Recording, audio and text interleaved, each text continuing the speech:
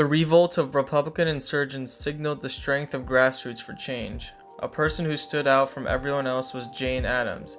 She voiced her goals through a book she wrote called Democracy and Social Ethics in 1902. The cure for the ills of democracy is more democracy. This statement was significant because it evoked emotions, especially during a time when politics was being taken over by anti-democratic thoughts. Now people were questioning what more democracy looks like. Various groups of progressives like women, anti-poverty reformers, African American advocates all argued about what the priorities should be. Some people were so fed up with how the United States was shaping that they left the country in order to study abroad, hoping they could find ideas to bring back home. But some states had changed. Theodore Roosevelt dubbed Wisconsin a laboratory of democracy. Leading was Republican Governor Robert La Follette. Robert promoted what was called the Wisconsin idea. It stated that greater government intervention in the economy with reliance on experts, particularly progressive economists, for policy recommendations. La Follette stood behind the idea of a democracy and helped the citizens of Wisconsin have more say in what the government can or cannot do.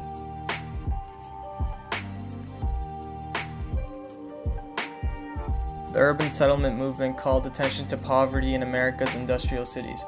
Experts were saying that poverty was not caused by laziness and ignorance, which was assumed by the elitists of America. Robert Hunter provided a counter-argument in his report called Poverty in 1904, which stated that poverty was a result of miserable and unjust social conditions. By the early 20th century, the awareness of working conditions for women and children had been increasing. In 1907, the National Child Labor Committee was created. This was a reform organization that worked to win a federal law banning child labor. Louis Hine was hired as a photographer to take photos of mines and mills in which the children were working in.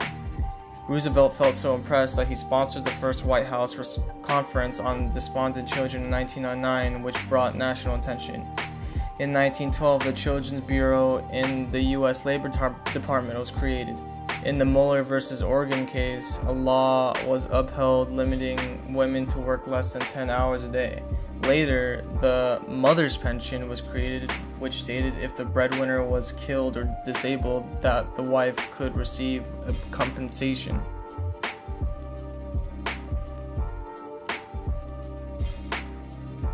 African American rights have been shrinking. A new generation of Black Americans have proposed bolder ideas than the already used ones from Booker T. Washington. Harvard-educated sociologist by the name of Webb Du Bois called for a talented tenth, which was a term used for the top 10% of educated African Americans, whom he called on to develop new strategies to advocate for civil rights. In 1905, Du Bois called a meeting at Niagara Falls on the Canadian side because no hotel on the U.S. would admit blacks. The meeting called for full voting rights, an end to segregation, equal treatment in the justice system, equal opportunity in education, jobs, health, care, and military service. These principles would guide through the civil rights movement through the 20th century. In 1908, a riot broke out in Springfield, Illinois. Appalled by this was Mary White Ovington, who ended up formulating a response with other sympathetic progressives.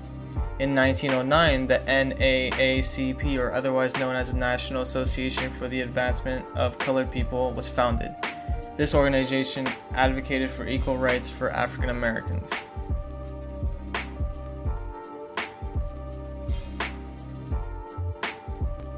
Samuel Gompers and other leaders of the National Dominant Union were hesitant to side with the progressives.